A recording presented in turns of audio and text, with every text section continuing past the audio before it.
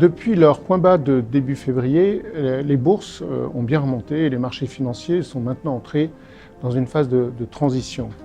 Transition que nous avons mentionnée le mois dernier en devenant un peu moins positif sur les marchés d'Europe continentale d'une part et le Japon d'autre part, puisque nous sommes passés d'une position fortement positive à une opinion simplement positive.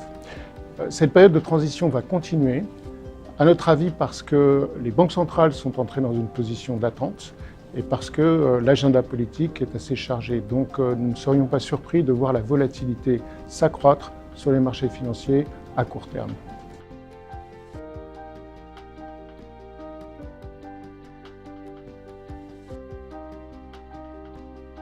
Donc les banques centrales ont été très actives ces derniers mois et ont pris beaucoup de décisions importantes qui ont soutenu les marchés financiers.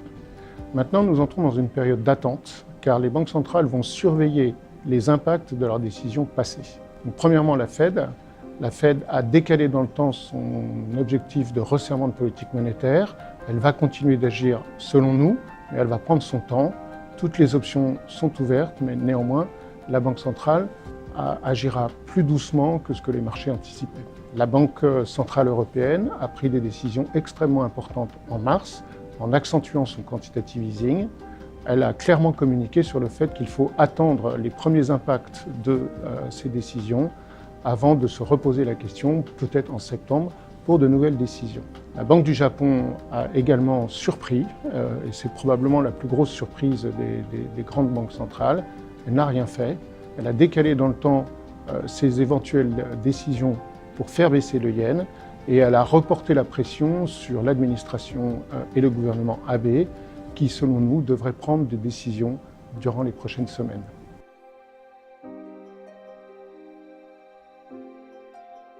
La deuxième raison pour laquelle les marchés vont entrer dans une phase de transition est la lourdeur de l'agenda politique. On a effectivement plusieurs rendez-vous importants durant les prochains mois. Premièrement, le référendum britannique durant le mois de juin sur une éventuelle sortie de l'Union européenne. Deuxièmement, des élections en Espagne. Juste la semaine qui suivra le référendum britannique, il n'y a toujours pas de gouvernement en Espagne, après des élections qui n'ont pas donné un résultat très clair.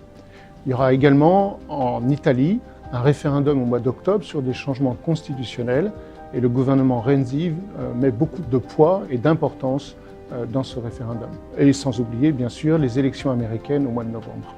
Chacune de ces échéances est importante, elle n'est pas capitale en soi, elles peuvent chacune avoir des conséquences, mais d'une manière générale, les marchés n'aiment pas l'incertitude et cet agenda politique chargé va générer de l'incertitude.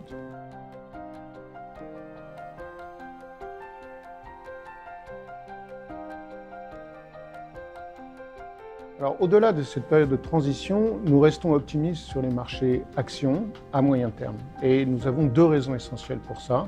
Premièrement, c'est que la croissance économique nous paraît solide. Elle va rester modérée. En termes de rythme de croissance, nous attendons 3% de croissance de l'économie mondiale. Mais surtout, dans les économies matures, aux États-Unis, en Allemagne, au Royaume-Uni ou au Japon, la demande domestique reste bien orientée grâce aux créations d'emplois. Ça, c'est un soutien extrêmement important pour les marchés d'une manière générale. Puis le deuxième facteur, qui est bien sûr lié au premier, c'est la croissance des résultats des entreprises. Nous attendons 3% de croissance des résultats en global cette année. Le marché est également optimiste, mais surtout pour l'année prochaine.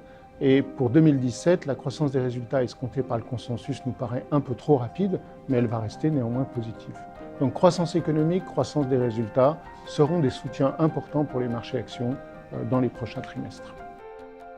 Merci pour votre attention.